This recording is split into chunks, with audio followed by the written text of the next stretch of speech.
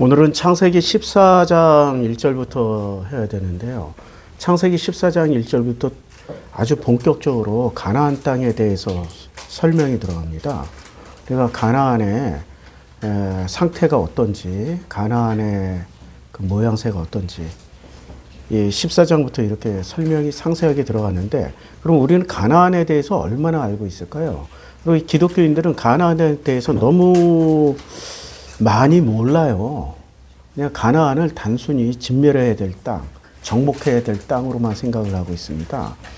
근데 가나안은 단순히 진멸해야 되고 정복해야 될 땅으로만 생각하면은 성경에 대한 오해가 시작이 됩니다. 성경을 모르면요,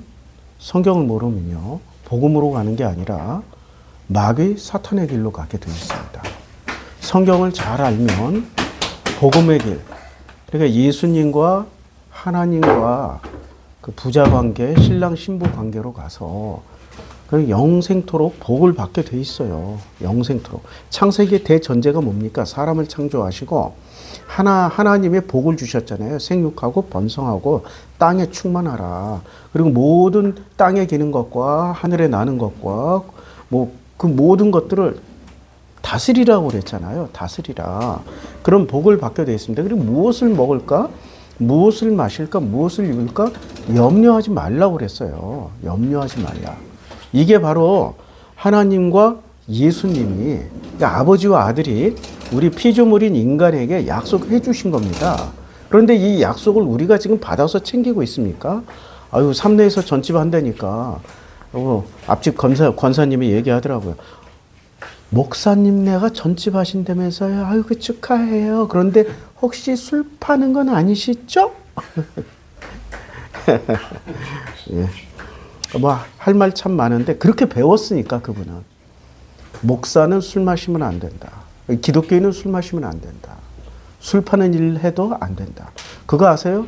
그 종교개혁가 마르틴 루터가 맥주 공장 운영했다는 거 아세요? 그래서 그 마르틴 루터가 만들던 맥주가 한국에도 수입이 되고 있어요. 폴 라인. 이름이 영어로 P-A-U-L, 바울이잖아요. 폴 라인. 바울 선교라고 돼 있어요. 그거 독일 맥주예요. 독일에서 바울이 만들던 맥주라고 폴 라인이라고 이름 써서 전 세계로 수출하고 있습니다.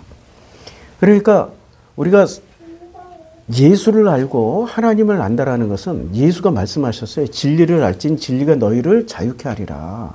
그럼 진리가 너희를 자유케 해야 되는데, 자유케 된다라는 것은 이 세상이 나에게 굉장히 많은 족쇄들을 채워줬습니다. 쇠사슬들을. 그런데 그 쇠사슬을 끊고 착고를 풀고 수갑도 풀고 묶여있는 거 풀어서 드디어 안진뱅이에서 일어나서 자유롭게 산자처럼 뛰어다니고 마음껏 풀어 놓아 마음껏 활동하게 해줘야 되는 게, 그게 복음의 능력 아닙니까? 그 능력으로 들어가야 되는데 그 능력으로 들어가는 게 아니라 오히려 족쇄를 채워줍니다. 뭐 해서는 안 되고 뭐 해서도 안 되고 뭐 해서도 안 되고. 그러니까 얼마나 많은 족쇄들을 차고 있는지 기독교인들을 한번 생각해 보세요. 주일날 어디 갈 수 있어요? 주일날 오직 교회만 가잖아요. 우리 교회는 자유롭잖아요. 오고 싶으면 오시고 안 오고 싶으면 안 오고 싶은이 아니라 그냥 개인적으로 볼 일 있으면 볼 일 보러 가시잖아요. 우리 장로님들도 그러시잖아요. 목사도 내가 병원에 입원해 있는데 어떻게 여기까지 와요? 병원에서 그래서 예배 드리고 그랬잖아요. 병원에서 그냥 인터넷 중계로. 그러니까 안식일이 사람을 위해서 있는 게 아니라 사람이 안식일을 위해서 있는 거예요. 가치관이 바뀌어버려. 예수는 뭐라고 말씀하셨어요? 사람이 안식일을 위해서 있는 게 아니라 안식일이 사람을 위해서 있다라고 그랬어요. 이거 가치관을 바꾼 거예요. 그러니까 족쇄를 풀어준 거라고. 주일날이 사람을 위해서 있는 거예요. 사람이 주일을 위해서, 교회를 위해서 존재해야 되는 거예요. 이미 교회는 잘못 가르치고 있다고. 족쇄를 채우고 있어.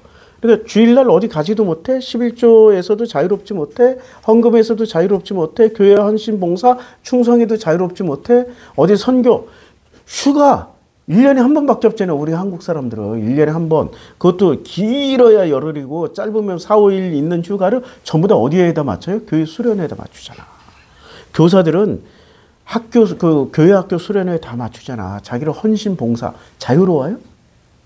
그걸 자유라고 얘기하면 내 마음은 이렇게 하면서 진정한 자유를 얻었어요. 그거는 깨닫고 넘어가고 그거는 정말로 거듭난 사람들의 자유죠. 근데 본인이 내가 보기에는 거듭나지도 않았고 그냥 그 마인드 컨트롤인 것 같아. 자유로워요? 자유롭지 않죠. 죄에서 자유로우십니까? 자유롭지 않잖아요. 끝까지 죄가 발목 묶잖아요. 그리고 천국, 지옥에서 자유로우십니까? 나는 천국 갈 믿음이 있어.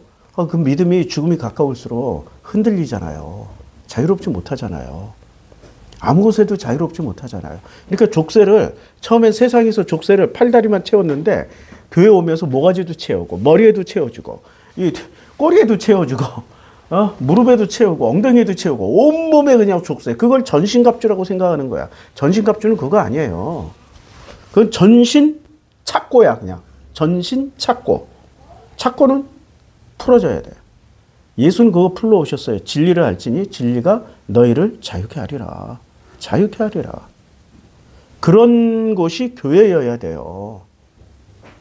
우리 선교사님들 중에 상당 부분은 상당 숫자는 본인이 사명을 받았다는 거예요. 근데 문제는 사모님도 사명을 못 받았고 문제는 그 가족들, 어린아이들도 사명을 안 받았어. 근데 본인만 가면 되잖아. 근데 온 가족이 가.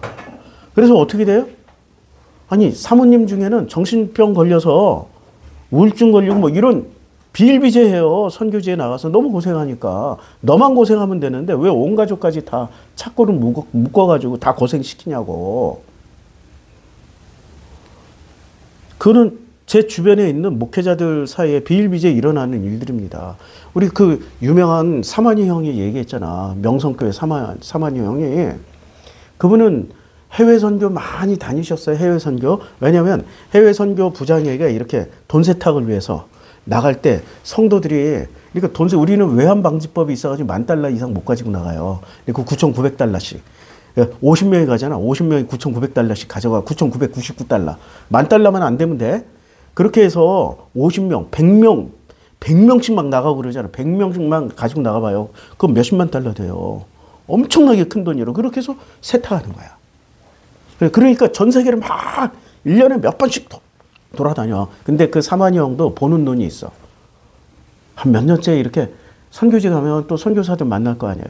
어느 날 아프리카에 어느 선교지에 갔더니 근데 직접 그 외환 담당하시는 선교 부부장님께 직접 들은 얘기야. 그분이 내 선배님이시라.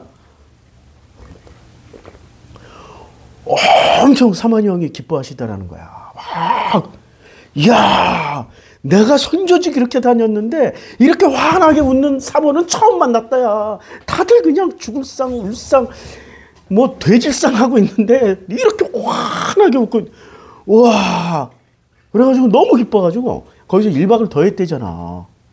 본인도 얼마나 힘들었으면 우거지상, 죽을상, 배추상 다 만나고 환하게 웃는 상을 만나니까 얼마나 에너지가 거기서 전달되겠어요.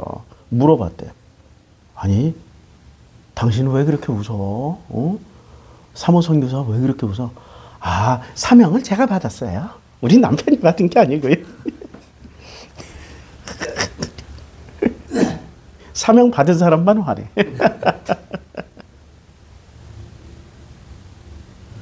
진리를 알지니 진리가 너희를 자유케 하리라. 그게 예수 메시지의 핵심 중에 하나예요. 복음은 우리를 자유케 해주려고 오신 하나님의 은혜요 능력이십니다. 그 능력을 받았으면 자유케 되어야 되는데 우리는 그 자유를 누리면서 전부 다 죄의식에 이렇게 교회 안 갔는데 이거 천벌 받는 거 아니야? 우리 아기가 밖에 나가서 잘못되는 거 아니야? 이게 뭐 교회가 뭐 무당이야? 그거 한번 어겼다고 천벌 받는다, 무슨 인과응보 법칙으로 내려온다? 그게 사랑이야? 사랑의 인과응보가 어디 있어요? 인과응보를 넘어서는 거는, 권선징악을 넘어서는 거는 사랑밖에 없어요. 사랑하기 때문에 당연히 벌 줘야 될 거 벌 안 줘요. 당연히 엄벌해야 될 거, 처벌해야 될 거, 심지어는 지옥 보낼 것도 지옥 안 보내요. 사랑하는 내 자식인데, 사랑하는 내 남편이고, 사랑하는 내 아내인데. 근데 사랑을 해본 적이 있어야지. 맨날 교회 와서 남모르게 이렇게 기도하잖아. 절대 소리도 내도 안 돼. 남모르게 이렇게 저 새끼 제발 지옥 보내주세요. 빨리 뒤지게 해주세요. 아, 맨날 그렇게 기도하잖아요. 그런 사람이 어떻게 사랑이라는 걸 알겠어. 사랑하면은 아유 자기 이기적인 사람 저 빨리 보내주세요. 보내버려주세요. 교통사고 어디 불가에 갈게. 계속 이렇게. 그 사랑을 안 해봤으니까 모르는 거야. 진짜 사랑하면요. 내가 대신 죽는 한이 있더라도 그 사람은 살리고 싶은 거야. 그게 사랑이라고. 그게 십자가 사랑 아니야. 우리 아버지와 예수가 보여주신 게 그거야. 내가 지옥 갈 거 대신 십자가 지고 먼저 갔다 오셨어. 베드로후서 나오잖아. 먼저 갔다 오셨어. 그리고 지옥문 딱 막고 전부 다 그 지옥으로 들어오는 모든 사람들은 어떻게 해요? 예수께서 내가 여기 막았어. 저쪽으로 돌아가. 또 이렇게 가면은 아버지께로 가. 아버지께로. 그러니까 나로 말미암아 그는 아버지께로 올 자가 한 사람도 없다. 예수 말씀이 맞아요. 자, 그러면은 이 얘기를 지금 이렇게 길게 한 게 가나안 땅을 우리가 알기 위해서 하는 거예요. 가나안 땅은 어떤 땅일까요? 가나안의 특징은 10부족이 살았고, 가나안의 10부족. 그 다음에 가나안의 땅은 별거 다 있어요. 가나안의 땅 안에 강이 있는 건 알겠어. 호수가 있는 건 알겠어. 그리고 산도 있는 거 알겠어. 그리고 사막도 있어. 아유, 대단한 환경이잖아요. 우리 한반도에는 사막이 있어요? 없죠. 근데 가나안 땅에는 지금 이스라엘 땅 안에는 산도 있고 강도 있고 호수도 있고 그 다음에 사막도 있고 바다도 접해 있어. 바다도 접해 있는데 한반도에 없는 게 또 하나 있어요. 그 조그만 땅덩어리에 뭐가 있어요? 바다도 있어. 사해라고 그러잖아. 사해잖아. 바다잖아. 바다 해자를 쓰고 있잖아요. 죽은 바다가 있어요. 희한해. 그 조그만 땅에 다양하게 공존하고 있어요. 지리적 특성을 보면은 이 지구에 존재할 수 있는 모든 지리적 환경을 다 가지고 있는 게 가나안 땅이에요. 그리고 가나안 땅은 여름만 있을까요? 봄, 여름, 가을, 겨울이 다 있을까요? 봄, 여름, 가을, 겨울 다 있어요. 겨울에 눈이 내릴까요? 안 내릴까요? 눈 내려요.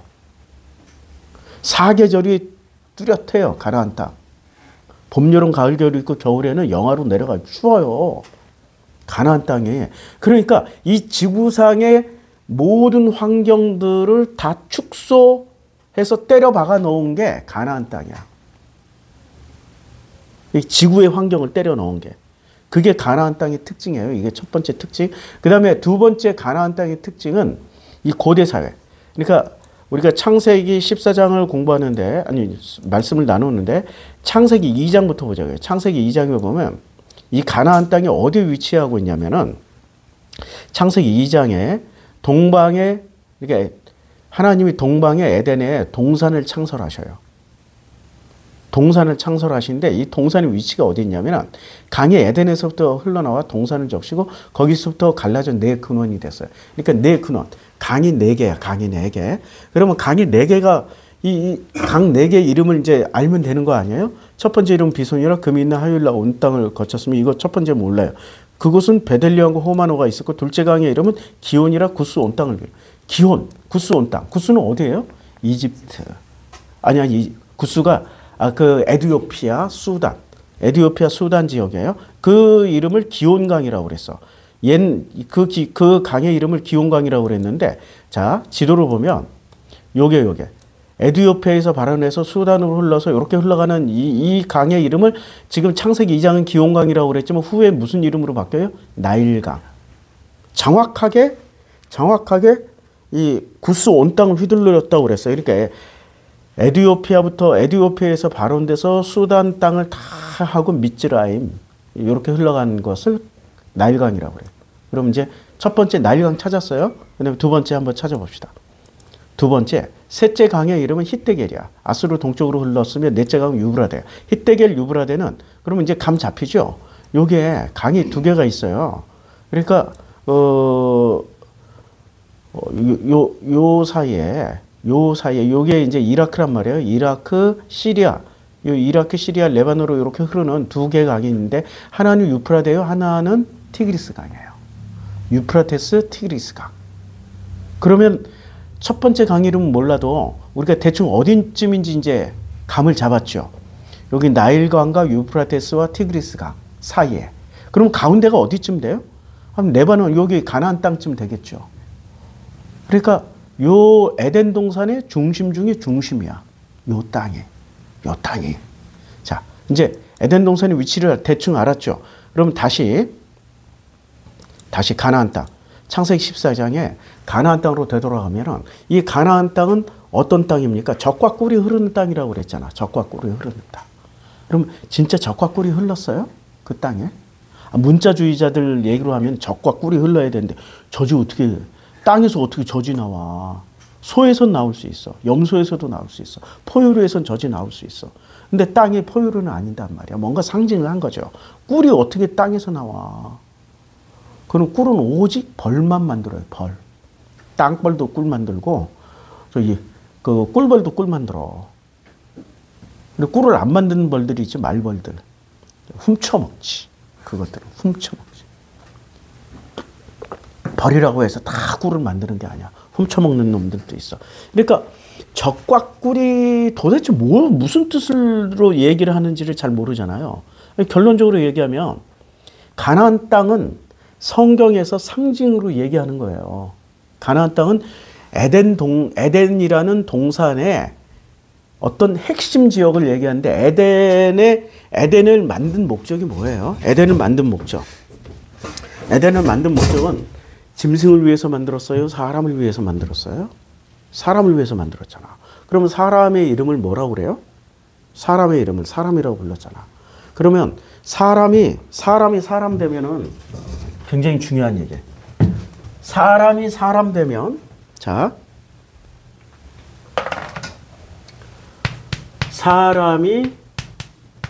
사람이 되면 이 사람을 뭐라고 불러요? 사람이 사람 되면 이 사람을 하나님의 형상이라고 불러요. 그러면 이 사람과 이 사람 무슨 차이가 있을까요? 이때 이 사람은 선악에 속해 있는 사람이에요. 그러니까 제1 에덴이에요? 제2 에덴에 속해 있는 사람이에요? 제2 에덴. 2 에덴. 그러니까 에덴 동산은 맞아. 아니 에덴 동산 안에서 다 일어나는 일이라니까. 근데 에덴 동산 1기가 있고 에덴 동산 2기가 있어요. 1기 때는 어땠어요? 1기 때는 요 사람이 되는 거야. 그럼 요 사람은 어디로 속한 거예요? 에덴 동산으로 치면 1기 에덴 동산으로 회복된 사람이겠죠. 그러니까 1기 에덴에 속한 사람이에요. 이 사람은 선악에서 뭐로 넘어가요? 선악에서 하나님의 생명. 이 이름이 다양해. 하나님의 생명, 그러니까 생명 열매를 먹은 사람들이거나 아니면 하나님의 은혜를 받는 사람이고 이 안에는 마음의 속성이 사랑이 가득해. 사랑이 가득하고 그럼 사랑이 가득하면 언제나 내가 너를 위해서 희생할게 이런 얘기예요? 아니면은 사랑에도 뭐가 들어가 있어요? 사랑에도 질투가 들어가 있어요. 사랑하니까 질투하잖아요. 사랑하니까 분노하잖아. 아니 지금 팔레스틴에 가자 지구에 그렇게 죽어나가는 사람들 지금 거기 인구가 200만 명인데 거기 지금 거의 30만에서 50만 죽었어요. 4분의 1이 학살당했어요. 인류사에 이런 비극이 어딨어. 그거 보고 분노를 하는 사람은 사랑하는 마음이 있기 때문에 분노하는 거죠. 누구를 사랑해요? 죽어가는 사람들. 억울하게 당하는 사람들. 사랑이 있으니까 분노하는 거예요. 거꾸로 이스라엘 사람들을 사랑해도 분노하는 마음이 생기죠. 저것들이 먼저 이스라엘 사람들을 사랑하는 거야. 이스라엘 사람들을 사랑하는 저것들이 먼저 축제장에 가서 사람 납치해가지고 그래서 된 거 아니야. 또 분노가 일어나잖아. 그것도 사랑이야. 사랑은 일방적인 게 아니에요. 굉장히 상대적인 거예요. 내가 너를 사랑해서 우리 그런 사례가 있잖아요. 엄마가 자식을 사랑하는데 너무 사랑해가지고 어떤 사랑을 해요? 드론 맘이 돼 있어. 옛날에는 헬리콥터 맘이고 요새는 드론이 더 성능이 좋아. 드론 헬리콥터에는 카메라 없는데 드론에는 카메라가 있어가지고 24시간 얘가 뭐를 하는지 감시를 하고 그걸 사랑이라고 생각하고 계속 사랑을 베풀어. 그러면 이 자식은 이 자식은 엄마 사랑을 많이 받아서 똑바로 성장하겠어요? 아니 이상하게 삐뚤어지겠어요? 아, 이상하게 삐뚤어져 나가는 거지. 그건 잘못된 사랑이야. 그걸 삐뚤어진 사랑이라고 그래. 어서 오세요. 그을린 사랑이 아니라 삐뚤어진 사랑. 삐뚤어진 사랑을 우리는 기본적으로 사랑이라고 착각하고 있어요. 어디서 배운 거예요? 일에덴에서 배운 거예요? 이에덴에서 배운 거예요? 이에덴에서 배운 거예요. 이게 에덴. 일개 에덴에서는 그렇게 안 가르쳐줘요. 자, 그래서 이 가나안 땅을 알면은 나를 알 수 있는데, 자, 사람이 되어야 하나님의 형상이 된다. 사람이 되어야 하나님의 형상이 된다. 그럼 하나님의 형상되는 길이 루트가 딱 하나밖에 없어. 사람이 되어서 하나님의 형상이 되는데, 그럼 사람이 사람 되는 요 마지막 길, 요 중간 단계, 요 중간 단계에 예수가 뭐라고 그랬어요? 뭐라고 그래? 요 중간 단계 필요하신 분이, 이게 바로 예수 그리스도가 필요한 거예요. 예수 그리스도. 그럼 이 단계에서는 오직 하나님 아버지의 인치심, 확인증이 필요해. 확인 도장이 필요해. 그래서 하나님이, 야, 너 이제 하나님의 형상이라고 확인 도장 꽝 찍어주면 어떻게 돼요? 끝나는 거야. 그 다음부터는 지옥 가요? 천국 가요? 무조건 100% 천국 가요? 지옥 가요? 무조건 100% 천국 간다고 도장 꽝 받으면 이걸 생명책에 기록됐다라고 얘기하는 거야. 이 과정을. 이제 이해가 되죠? 그러면 가나안 땅은 도대체 무슨 얘기를 하는 거냐면, 가나안은 결론적으로 얘기하면 가나안 땅은 누구를 상징해요? 사람, 예수, 하나님 아버지 중에 누구를 상징해? 근데 우리는 가나안 땅을 뭐로 배워 먹었어요? 천국. 가나안 땅에 들어가면 천국 들어간다라고 배워 먹었잖아. 잘못 가르친 거라니까. 나도 그거 깨달았어. 나도 그렇게 가르쳤는데, 가나안 땅 들어가는 건 천국 들어가는 게 아니라, 가나안 땅 들어간다라는 것은 결국엔 나를 회복하는 길이야. 그러니까 가나안은 누구를 상징해요? 천국의 나예요? 나. 내가 나를 회복하는 거야. 그러면 적과 꿀이 천국에서 흘러요? 내 안에서 흘러요? 그럼 말 되지? 내가 나를 찾으면 하나님의 형상이 되니까 적과 꿀이 내 안에서 나오겠죠? 내 배에서 생수의 강이 넘쳐 흐르리라 예수가 얘기했잖아. 어디서 넘쳐 흘러요? 나에게서 넘쳐 흘러. 그러니까 사람이 되어야 하나님의 형상이 되는 것처럼, 내가 가나안 땅에 들어가는 게 나를 회복하고, 내가 회복되어야, 그래서 아버지의 도장을 받고 하나님의 형상이 되면 내 안에서 생수의 강이 흘러넘치고 적과 꿀이 흐르기 때문에 무엇을 먹을까, 무엇을 마실까, 무엇을 입을까 염려해라 하지 마라. 아니 우리 삼내에 협동조합 하나 이제 생기려고 그래요. 아직 확인 그런 거 안 만들었어. 근데 할 거예요. 그런데 여기에 진짜 갈급하신 분이 계속 내려오고 있는 거야. 삼내는 갈급한 사람들이 내려와. 마음으로 갈급하든지 아니면 내 먹고 사는 형편이 갈급하든지. 그러니까 한마디로 말해서 편안한 환경에서 내려오는 게 아니라 바닥을 치는 사람들이 좀 내려와요. 마음의 바닥, 경제적인 바닥. 그럼 바닥을 치는 사람들이 내려오게 되면은 어떤 사람들은 빠른 응답을 원하고, 나도 빠른 응답을 원하지만, 근데 나는 그 시기와 그때는 누가 결정한다? 아버지가 결정한다라는 거 알고 있기 때문에 그냥 마냥 기다리고 있었어.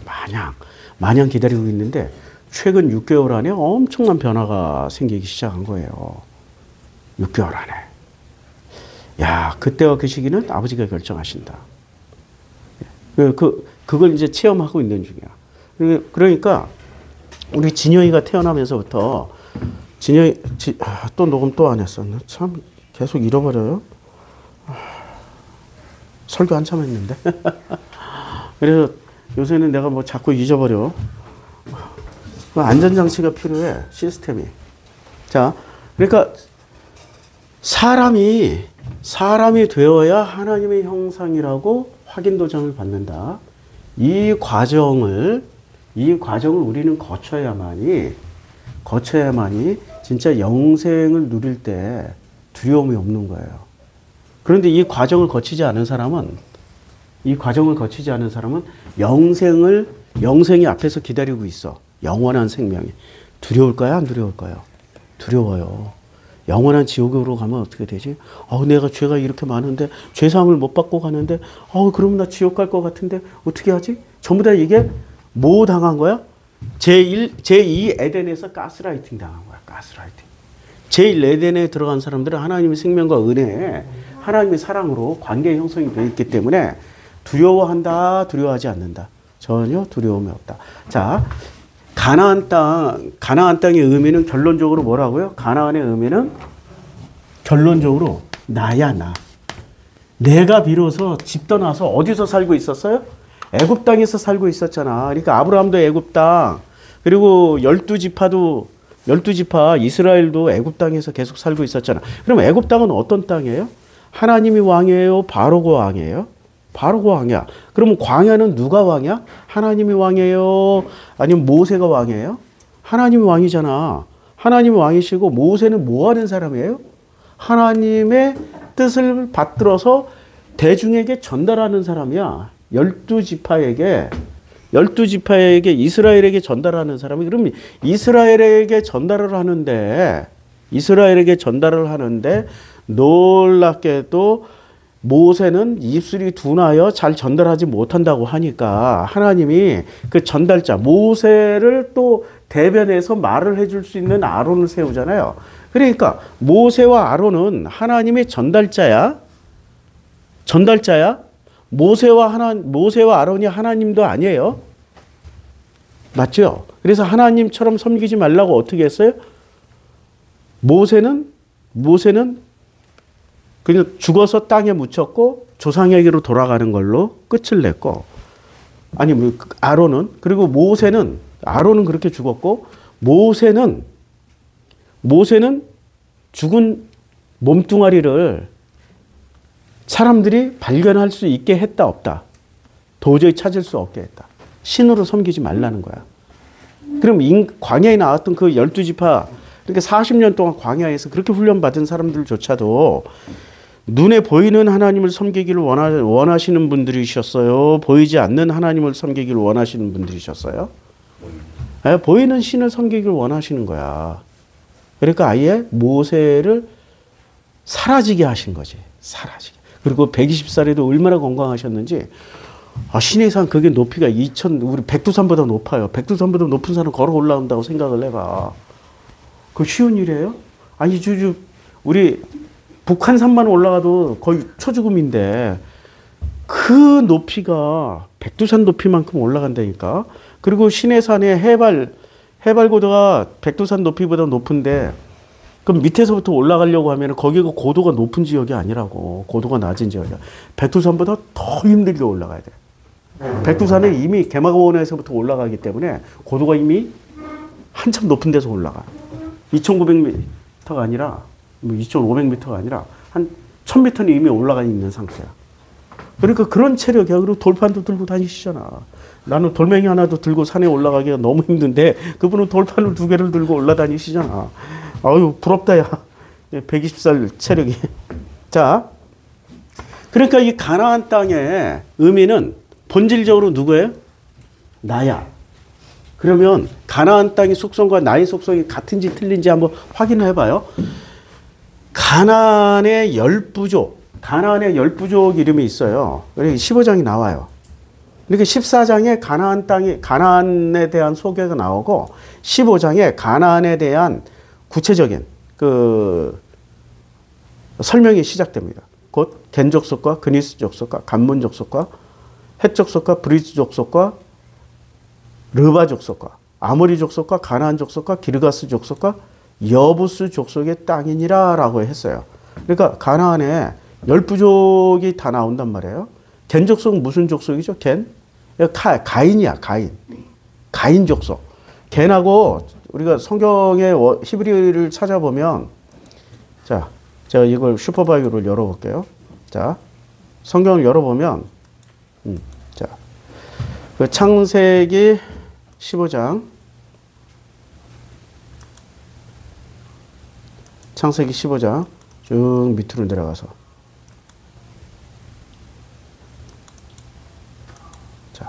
가서 유브라데 땅을 내게 주려니 하고 이제 나와요. 간문족속, 겐족속이 나오죠. 겐족속. 자, 겐족속을 보면 케니. 그래서 창세기 15장에 나오는 이 케니가 발음이 가인입니다. 가인 족속이에요. 그러니까 가인들의 후예야. 그럼 가인의 후예는 가인 족속만 있어요? 아니면 모두 다 가인의 후예예요? 1에덴에 속해 있는 모든 사람들이. 그러니까 제일 먼저 이름이 뭐부터 나와요? 겐족속부터 나오지. 가인 족속부터.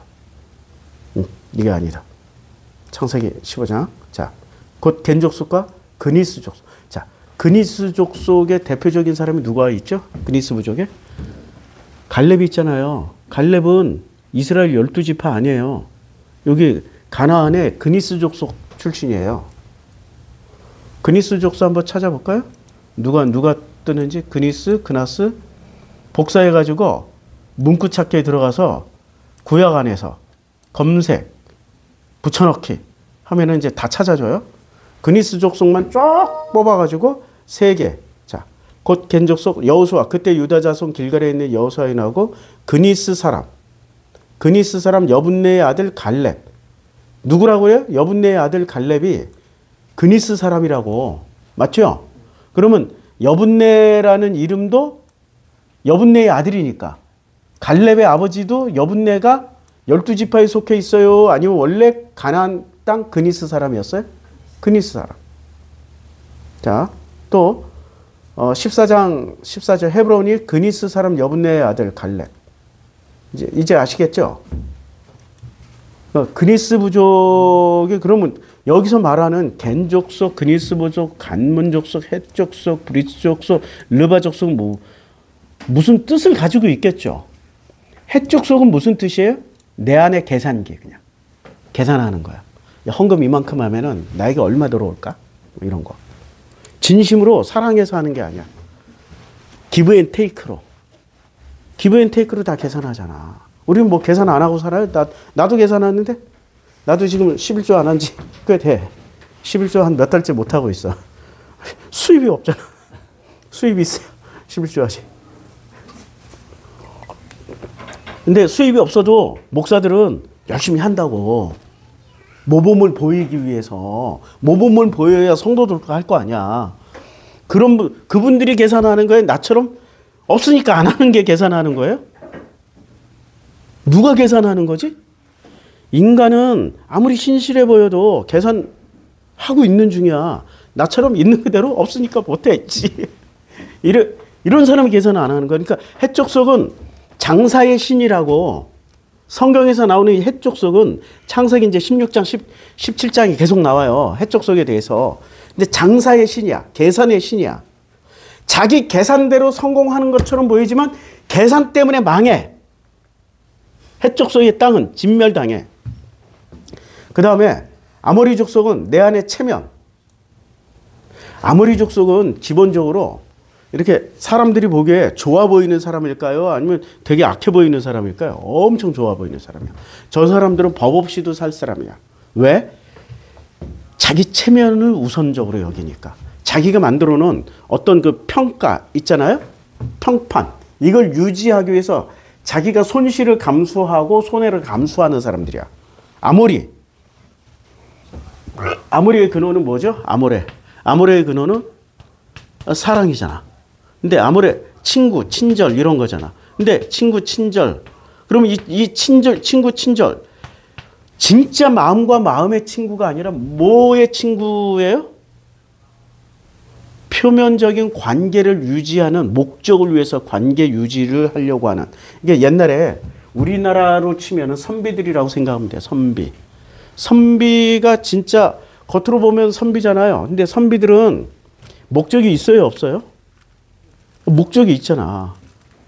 진짜 선비 같다 하는 사람들은 목적이 없는 사람들 너무 간쓸게 다 내주고 자기가 망하더라도 자기가 죽더라도 십자가에 달리더라도 그런 사람이 몇이나 되겠어요. 다 계산해서 하는 거지. 그게 아모리야, 아모리. 내 안에 아모리. 체면, 남이 나를 어떻게 볼까 평가받는 그 체면을 중요시 여기는 내 안에 그런 거 있어요, 없어요? 내 안에 계산기 있어요, 없어요? 있죠. 내 안에 체면 지키려고 하는 게 있죠. 가나안 족속은 뭐야? 내 안에 위대함이야. 내 안에 거인을 깨워라. 가나안이라는 이름 자체가 거인이란 뜻이야. 거인. 그러니까 그 거인 안에 거인. 그러니까 작은 나라지만 이 가나안의 특징이 작은 나라지만 어떤 나라예요? 애굽보다도 부강했던 나라야. 요셉이 집권하기 전까지는 애굽보다도 세고 강한 나라였다고. 도시국가 다 쪼개져 있고 흩어져 있지만 강하니까 쪼개져 있고 흩어져서 중앙 집권이 안 되는 거야. 서로가 강한 거야. 각 부족들끼리 다 강한 거야.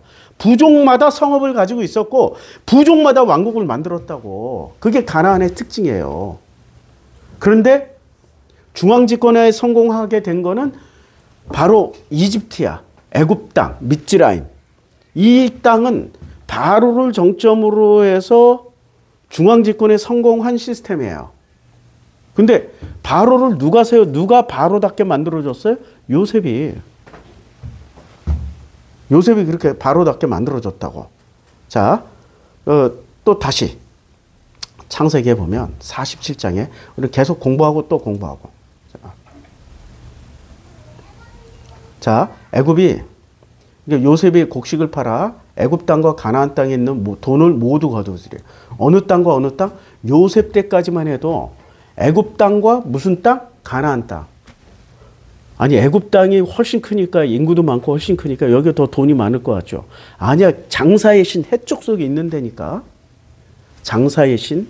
그리고 거기는 농산물이 얼마나 많이 나오냐면 아니 세상에 포도 한 송이를 작대기에다 꿰어가지고 두 사람이 이렇게 메고 갈 정도야. 그 정도로 농사의 혁명을 이루었고 개혁을 이루었고 산업의 놀라운 발전을 이룬 땅이에요. 그러니까 이게 지금 제일 에덴의 땅이에요? 제2에덴의 땅이에요? 그러니까 제2에덴은 어떤 상태예요? 성공한 사람들의 스토리야. 근데 성공한 사람들의 스토리에 뭐가 빠져 있는 거야? 사랑이 빠져요. 우리가 지금 제일 에덴은 그럼 성공한 사람들의 스토리예요? 성공하고 실패한 사람들의 스토리예요? 몽땅 다 스토리인데 뭐가 들어가 있어요? 여기는 사랑이 들어가 있고 사랑을 다른 말로 하면 은혜. 하나님의 은혜. 그러면 제2 에덴에서는 성공한 사람들의 스토리야. 여기는 다 성공했어. 성읍도 크고 위대해. 그러니까 모두 거둬들이고 또 다시 보세요. 애굽 땅과 가나안 땅이 돈이 떨어진지라 애굽 다 돈이 떨어져 싸우니. 이르되 이제 그들에게 애굽 땅과 가나안 땅의 돈을 다 끌어들이고 돈만 끌어들여. 그 다음에 애굽 땅에서 뭐만 끌어들여요? 잘 보세요. 이제 그 화법이 달라져요. 17절에 그들이 가축을 요셉에 끌어오는지라. 가축. 그리고 그 다음에 또 뭘 갖다 줘요? 가나안 땅 사람들은 자기 몸을 안 줬다고. 노예가 안 됐어. 스스로 주인이라고 생각하는 거야. 근데 애굽 사람들은 뭐를 갖다 줘요? 어찌 우리 토지와 함께 주인의 목전에서 죽으리까? 우리의 몸과 뭐를 갖다 줘요? 자기의 몸. 우리의 몸과 우리의 토지를 먹을 것을 주고 사소서. 뭐를 갖다 줬어요? 자기 몸과 땅을 다 줘버렸어. 그러면 이제 자기 몸과 땅의 주인 누구야? 바로가 되는 거야. 근데 가나안 사람들은 자기 몸과 토지를 줬어요? 안 줬어요? 안 줬다니까. 돈만 줬어. 돈만. 이렇게 자유인이죠. 가나안 사람들은 자유인이에요. 근데 애굽 사람들은 자유인이에요. 이제 종이 된 거예요. 종이 된 거야. 그러니까 요 제2 에덴에서도 두 가지 종류의 인간이 있다라는 거야. 자유인이 있고 종이 된 사람들이 있어. 이미 종이 된 사람들. 그럼 종이 된 사람들은 어디로 가야 돼? 종에서 탈출해야 돼. 그게 출애굽이야. 출애굽. 광야에서 출애굽하고. 근데 광야까지 나오는 데가 종탈출이야. 그럼 광야에서 생명으로 넘어가는 게 가나안 땅 들어가는 게 이제 제1 에덴으로 들어가는 거야. 복잡해? 안 복잡해. 이거 간단해. 안 복잡해. 자, 또 읽어볼게요. 또 읽어보면은 이제 창세기 47장 말고 우리가 가나안 땅의 실체를 좀 알려면은 다시 창세기 14장으로 건너가 봅시다. 얼마나 가나안 땅이 당시에 신할 왕 아므라벨과 신할 왕이야. 그러니까 가나안에 왕이 몇 분이나 계시는지 한번 보자고. 일단 신할 왕 한 분, 한 명 이렇게 짝대기로 할게요. 그 다음에 신할 왕 아므라벨과 엘라살 왕 아리옥과 아리옥 둘. 그 다음에 엘람 왕 그돌라오멜과 고임 왕 디단. 여기 두 명이 한꺼번에 나타나죠. 이렇게 네 명. 그 다음에 소돔 왕 베라와 고므라 왕 비르사와. 여기 두 분이 또 등장하시죠. 이렇게 두 명 추가. 아드마 왕 시납과 스보임 왕 세메벨과 여기 또 두 분 추가. 왕 두 명 추가. 그 벨라 곧 소알 왕과 싸우다. 이들이 다 시딘 골짜기에서 지금의 염에 모였더라. 그리고 그돌라오멜을 섬기다가 제13년에 배반한지라. 왜 싸워요? 아니, 싸우는 이유가 있을 거 아니에요. 지들끼리 서로 싸우고 있는 중이야. 가난해서 싸워요? 있는 놈이 더 뺏으려고 싸워요? 있는 놈이 더 뺏으려고 싸우는 중이야, 이게. 이미 가나안 땅은 산업이나 아니면은 무역이나 생산량에 있어서 압도적으로 높은 상태에 이르는 거예요. 어디에 비해서? 애굽에 비해서 압도적이야, 압도적. 아, 그 조그만 땅에. 그러니까 제가 지도를 보여드릴게요. 요게 가나안 땅 요만해. 진짜 조그매. 가나안 땅이 이 큰 땅, 에덴에 비해서 에덴은 요만큼 되는데 가나안 땅은 여기 콩알만하다고. 요 콩알만한 게 전체 에덴의 생산량이나 이런 걸 다 맞먹을 정도로 크다고. 그러니까 이 한반도가 작지만 얼마나 세요. 경제적으로 군사적으로 얼마나 세. 이 한반도 같은 거야. 지금 센 사람들이 모인 거야. 아주 센 사람들이. 근데 이 사람들이 지금 왕만 몇 명이야? 벌써 8명이잖아. 5, 6, 7, 8명 왕. 여기에 또 누가 등장해요? 네. 왕이 또 밑에 등장하셔. 또 다른 왕이. 우리가 그냥 있는 숫자만 세요. 자, 이제 드디어 그 소돔 아모리 족속을 온 땅과 호리 족속, 여기에 뭐 제13년 그돌라오멜과 함께 왕 아스드로 가르나임 르바 족속을 함께 수수 족속을 사회에 M 족속을 치고 호리 족속을 그 산에서. 이게 무슨 내용이냐면 지들끼리 죽도록 치고받는 내용이야. 죽도록. 자, 죽도록 치고받는데 어떤 족속들이 싸우냐면은 참 특이하게 그 7절에 그들이 돌이켜 엔미스밭 곧 가데스에 이르러, 가데스 바냐 여기에 회군한데, 이르러 아말렉 족속과 아말렉 족속의 온 땅과 하사손 다말에 사는 아모리 족속을 친지라. 자, 아모리 족속. 여기서 빠지지 않는 족속이 꼭 나와요. 무슨 족속이요? 아모리 족속. 이 아모리 족속은 15장에 가서 니네는 이제 15장에 여호와께서 얘기를 해요. 야, 여호와께서 아브라함에게 이르시되 너는 반드시 알라. 내 자손이 이방에서 계기되어 그들을 섬기겠고 그들은 400년 동안 내 자손을 괴롭혀. 400년. 몇 년? 400년 동안. 그들이 섬기는 나라를 내가 징벌할지며 그 후에 내 자손이 큰 재물을 이끌고 나오리라. 너는 장수하다 평안히 조상에게로 돌아가사 장사될 것이요 내 자손은 4대 만에 이 땅으로 돌아와요. 왜 4대 만에 이 땅에 돌아오죠? 왜? 이는 아모리 족속의 죄악이 아직 가득 차지 아니함. 그러니까 가나안 땅의 대표 족속은 누가 돼요? 아모리. 그러니까 이 모든 죄 중에 최고의 죄는 누구예요? 겐 족속, 그니스 족속, 뭐 여부스 족속 이런 게 아니라 아모리의 죄가 최고커. 아모리의 죄가 왜 최고커요? 그 죄처럼 보여요? 선한 사람처럼 보여요? 아모리는 절대 죄인처럼 안 보여. 우리 훌륭하신 목사님들 보면 얼마나 훌륭해 보여요. 죄인처럼 안 보이잖아. 그런 분들은 아모리라고 부르는 거야. 아모리. 나는 죄인처럼 보이잖아. 말도 함부로 하잖아. 네, 말도 함부로 하잖아. 아니, 우리 성도님들이나 그렇지 밖에 나가면 다 이렇게 목사 어디 가서 목사예요. 목사님이세요. 이렇게 보지. 목사예요. 아, 예, 목사님이세요. 이렇게 안 하고 아, 예, 목사예요. 이렇게 보지. 아니, 한두 번 당해본 게 아니야. 그러니까 아모리처럼 하면은 예, 목사님 이렇게 하는데 내가 아모리처럼 안 살잖아. 뭐처럼 살아요? 아모리처럼 안 살고 자유인처럼 살잖아. 그러니까 목사님이세요? 뭐 하도 많이 봐서 내가 이걸 나도 모르게 흉내를 내는데 자연스럽게 나와. 너무 많이 봐가지고. 그러니까 아모리가 대표 족속이 된 거예요. 그러니까 아모리는 죄인처럼 보인다, 안 보인다? 절대 죄인처럼 안 보인다. 그러면 이 가나안의 특징이 뭐예요? 가나안, 그러니까 나라는 본래, 그러니까 이게 첫 번째나. 가나안 땅은 무슨 땅이에요? 여기 이게 지금 제2에덴은 그 바로 밑에 있는 그냥 이집트라고 생각하면 돼. 모든 성경은 출애굽을 원형으로 했어요. 그 다음에 두 번째 사람은 요게 가나안이야. 가나안. 그 다음에 세 번째 하나님의 형상은 요 안에서. 그러니까 내가 일부러 구분하라고 이렇게 해놓은 거지 실제로는 구분할 수가 없어. 나를 어떻게 쪼갤 수가 있어요. 내가 무슨 서구 신학자도 아니고. 서구 신학자도 쪼개려고 진짜로 노력한다. 사람을. 몸과 영혼은 막 분리해. 쪼갠다니까. 몸에서 영혼을 분리해가지고 영혼은 순수하고 아름답고 깨끗한 걸로 하나로 쪼개놨어.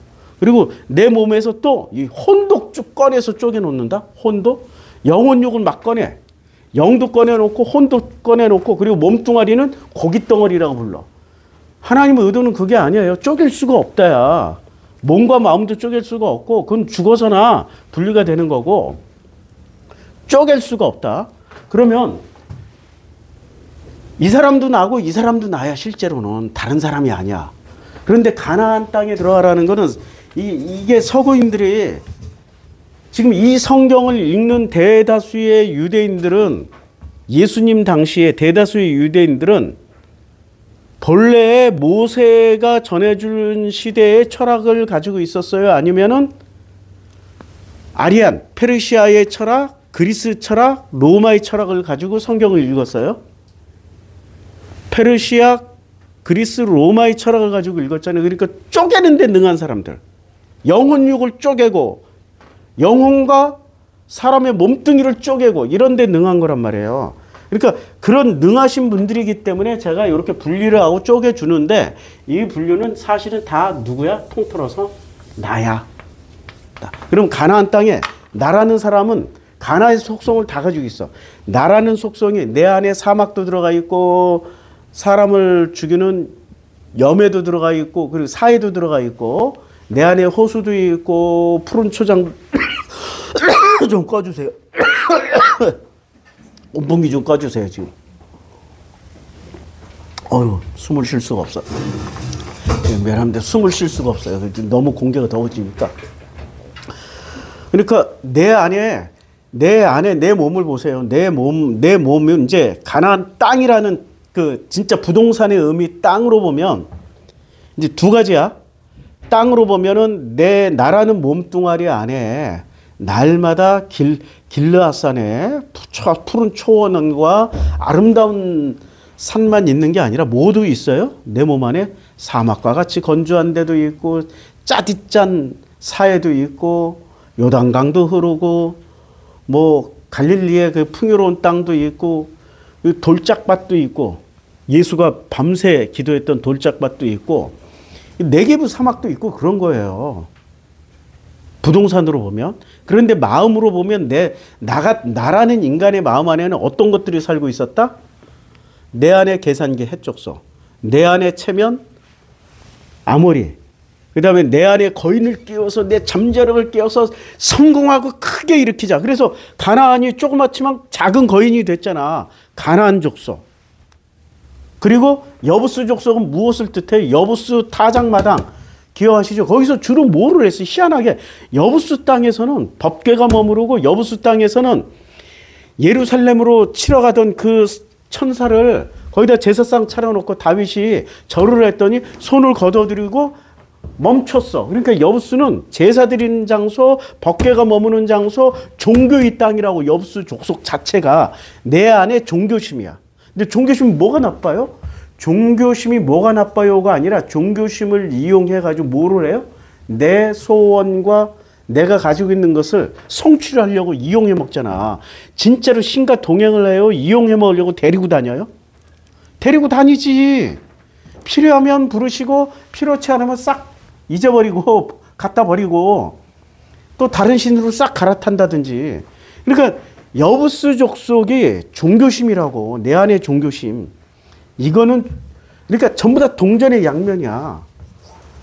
좋게 말하면 신앙심인데 나쁘게 얘기하면은 결국에는 아모리처럼 뭔가 꽁꽁이 속은 잔뜩 가지고 있는데 결코 밖으로 표현하지 않아. 꽁꽁이 속은 잔뜩 가지고 있는데 그 꽁꽁이를 요만큼도 표현하지 않는다. 이게 바로 아모리라고. 그러니까 아모리 속에는 이렇게 가나안 땅의 대장은 아모리야. 아모리 안에는 뭐가 다 들어가 있어요?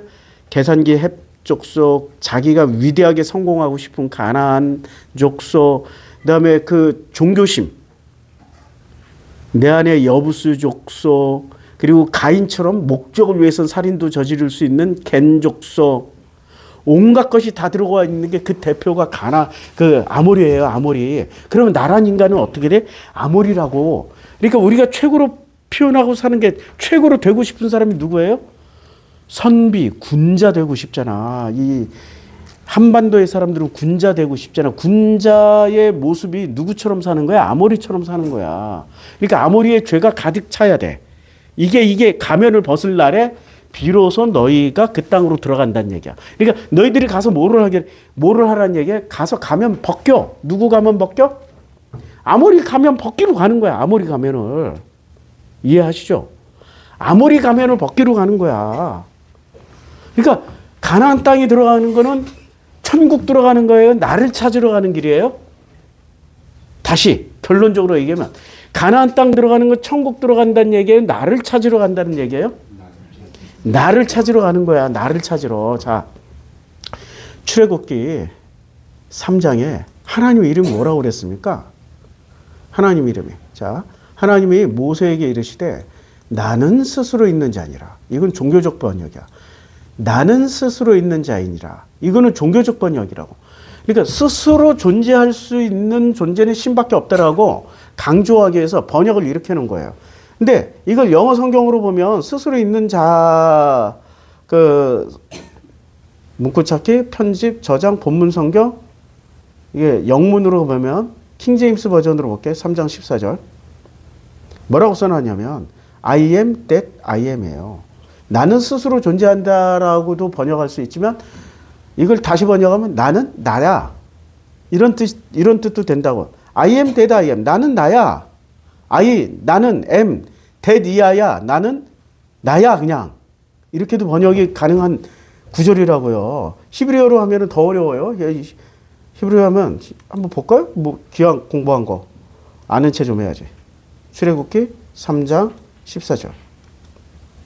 굉장히 중요해. 자, 하야 에쉐르 하야야. 하야 에쉐르 하야.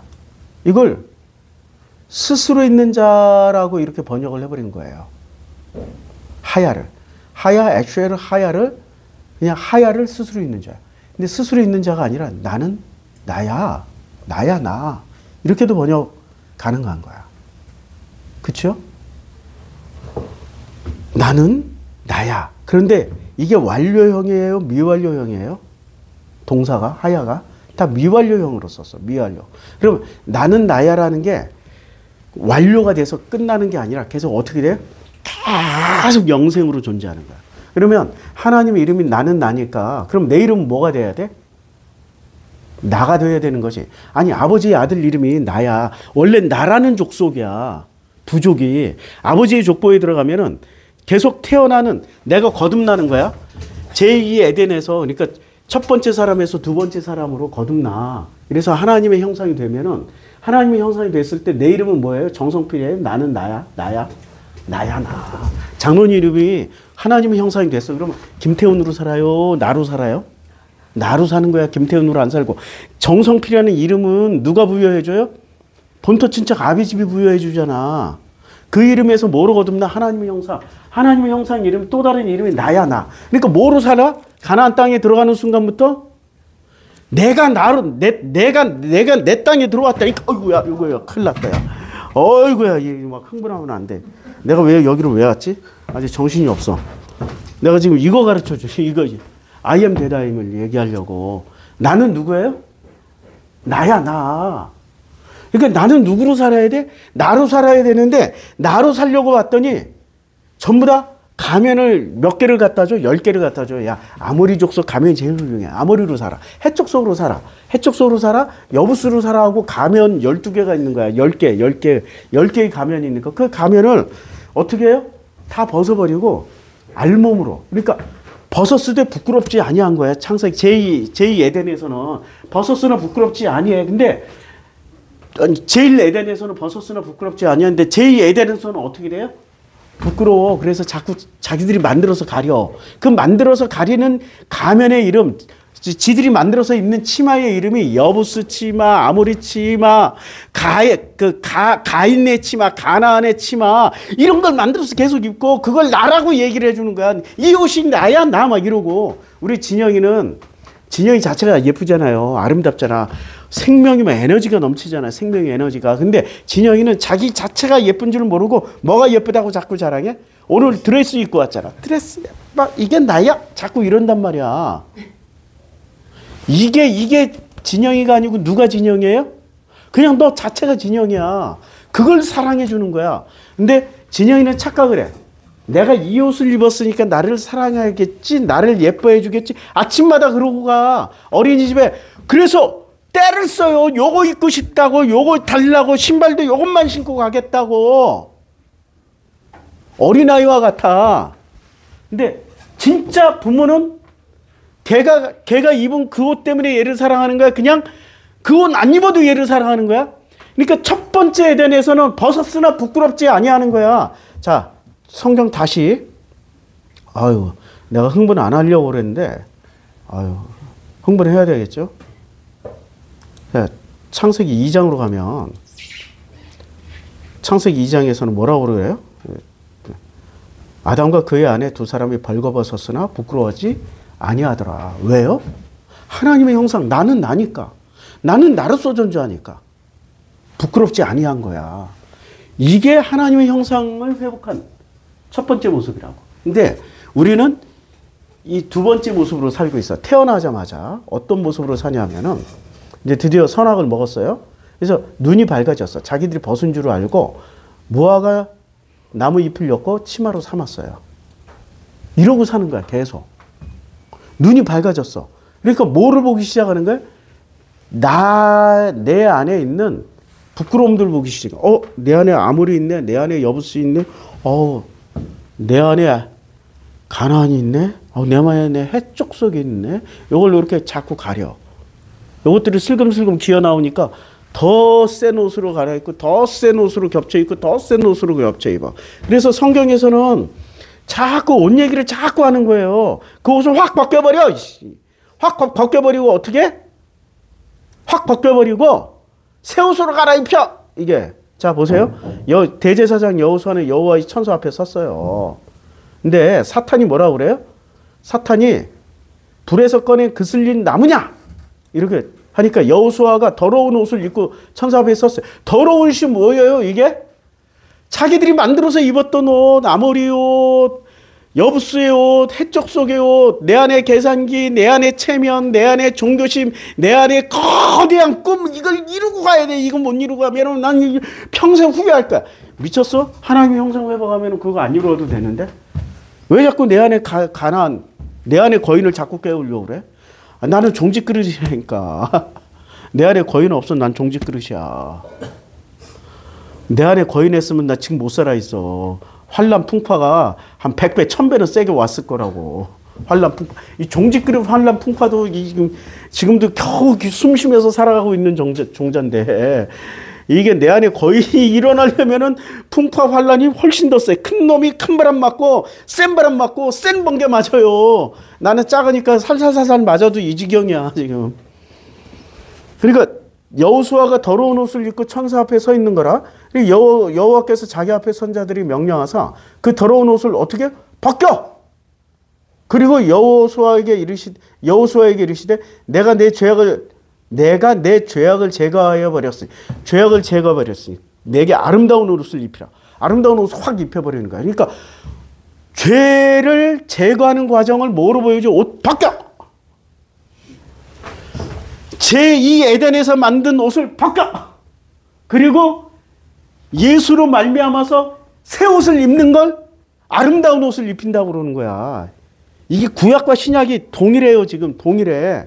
놀라운 장면이 반복되고 있는 거라고. 자, 그래서 예수께서 뭐라고 그래요?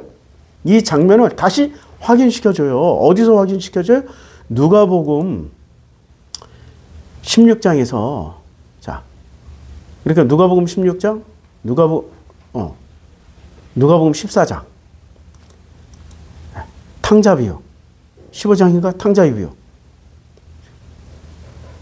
탕자 비유 15장. 어휴. 자, 탕자가 내가 일어나 아버지께 가서 하늘과 아버지께 죄를 지었어. 하늘과 아버지께 죄를 짓는 이 과정이 뭐예요? 하나님의 형상대로 안 살고 자기가 목표로 하는 뭔가를 이루고 싶었어. 내 안에 거인을 깨우고 싶었고 내 안에 해적속대로 살고 싶었고 내 안에 아모리처럼 살고 싶었던 거야. 세상 나가서 그렇게 살아봤어. 돼요? 안 되지. 그러니까 내가 하늘과 아버지께 죄를 지었으니 이제부터 아버지의 아들이라 일컬음을 감당하지 못하겠나이다. 하나님의 형상이라는 것을 감당하지 못하겠나이다. 그래 나를 품꾼의 하나로 그냥 여기 제2 에덴에서 살아가는 사람들은 전부 다 뭐라고? 종으로 살아가고 있다고. 자기가 종인지도 모르고 종으로 살아가고 있어. 이미 바로에게 자기 땅과 토지와 몸을 다 팔아버렸잖아. 돈도 다 넘겼잖아. 가지고 있는 게 이제 아무것도 없어. 누가 말한 대로만 살아가야 돼? 바로가 말한 대로 살아가는 사람들. 그 지경이 된 거야, 둘째 아들은. 그래서 이에 일어나서 아버지께로 돌아가리라. 그런데 아버지가 어떻게 해버렸어요? 아버지가 치근히 여겨 달려가 목을 안고 입을 맞추고 그 다음에 아버지께 죄를 지었사오니 이제부터는 아버지의 아들이라 일컬음을 감당하지 못하겠나이다 하니까 아버지께서 종들에게 이르시되 제일 좋은 옷을 내어다 입히고 뭐를 입혀버려요? 옷. 제일 좋은 옷을 갖다 입히는 거야. 그러니까 여호수아 대제사장에게 거뭇거뭇한 옷 벗겨버리고 어떻게 해요? 빨가벗었잖아.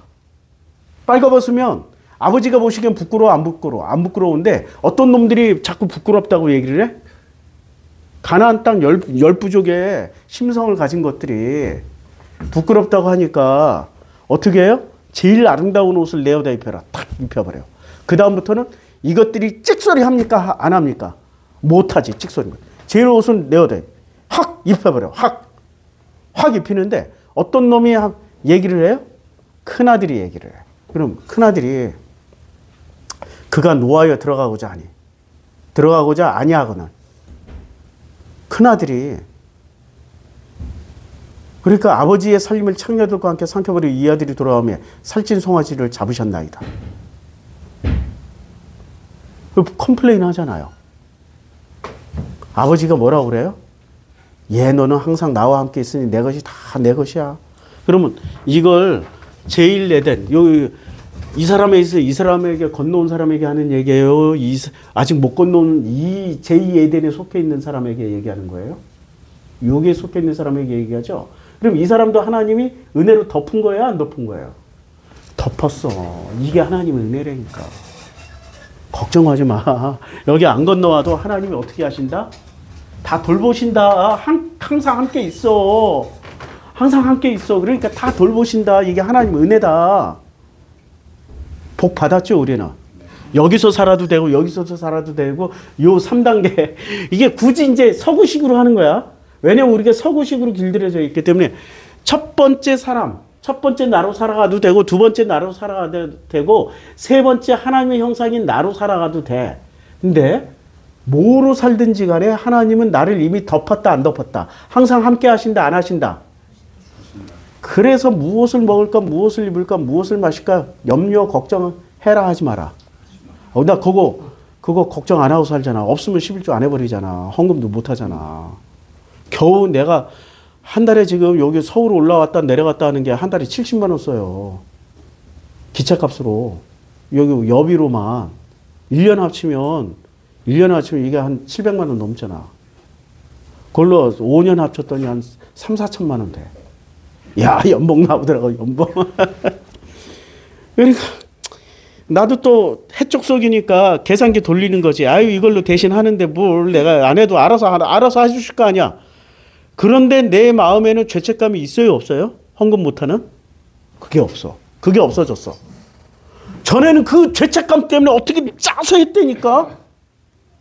자유로워졌어, 진짜. 안 짜도 돼. 아니, 짤 것도 없어. 지금 마른 수건이야. 짤 것도 없어.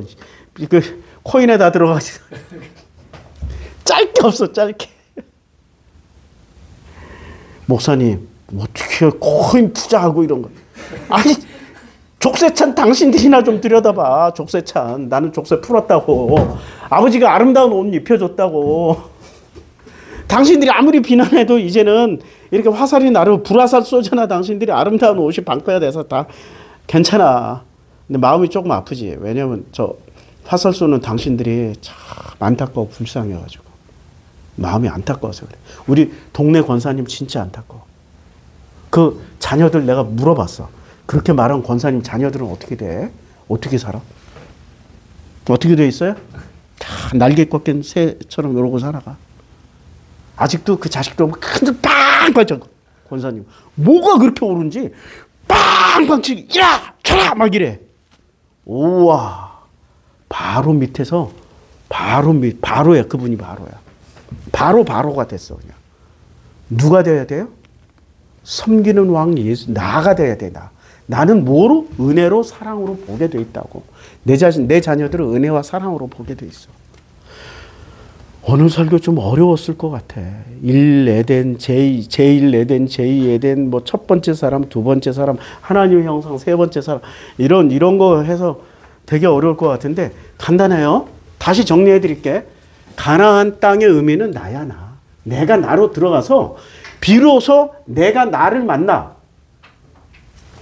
본토 친척 아비지면 만들었던 나를 하나님의 형상인 하나님의 본질인 내가 만나서 하나님의 형상이 되는 거야. 본토 친척 아비집을 떠나라고 그랬잖아. 그럼 떠났으면 뭐가 돼야 될 거 아니야. 목표 지점이 있을 거 아니야.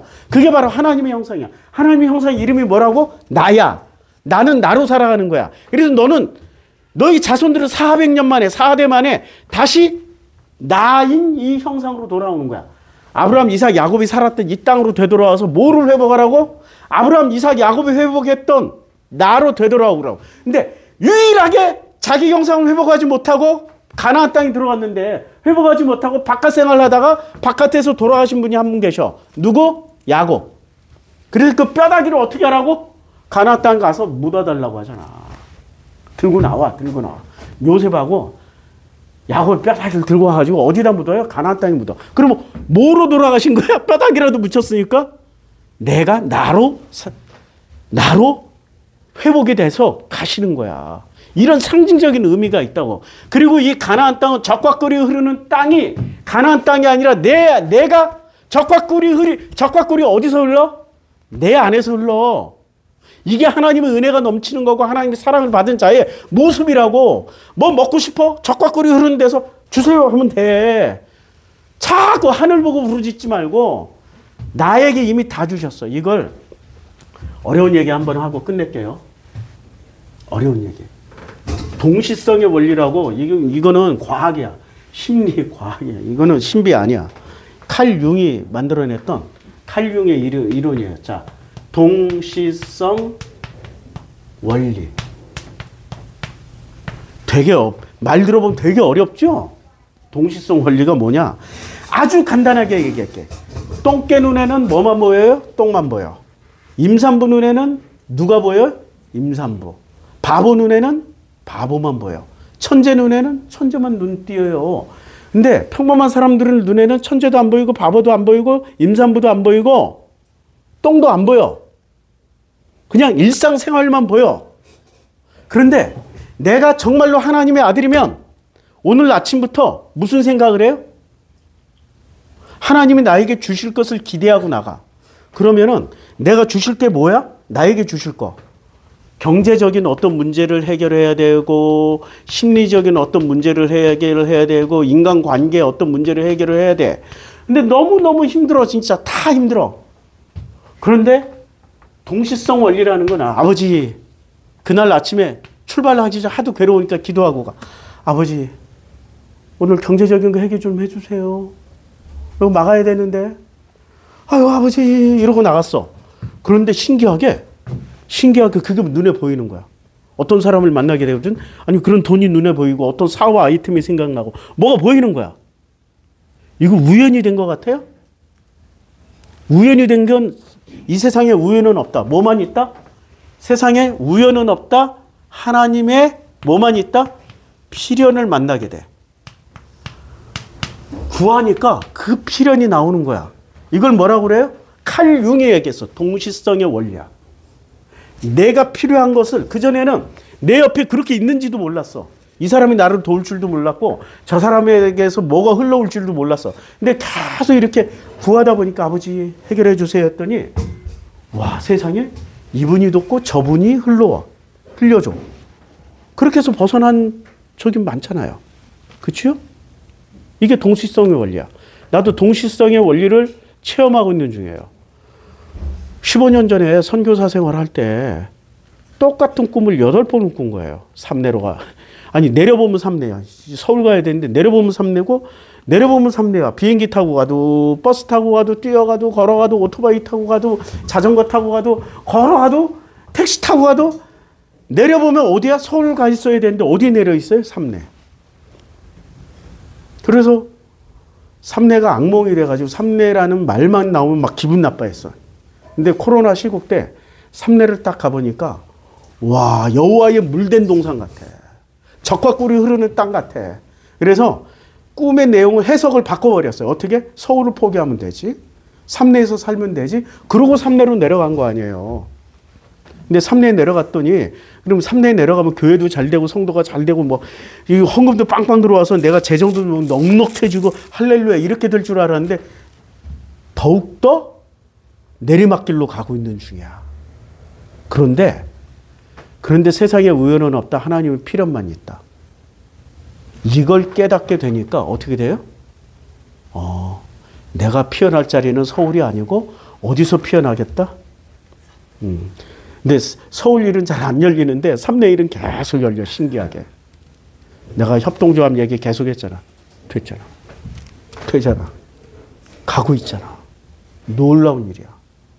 그러니까 하나님의 동시성 원리라는 것은 지금 과거에 어떤 것들을 보여주고 지금 어떤 것들을 보여주지만 미래에 반드시 그걸 통해서 이루어 주시겠다. 그게 기도의 원리예요. 기도의 원리는 세상에 우연은 없다. 하나님의 필연만 있다. 맞죠? 이걸 인정하기 시작하면은 내 앞에는 전부 다 뭐만 펼쳐져 있어? 기적만 펼쳐져 있어.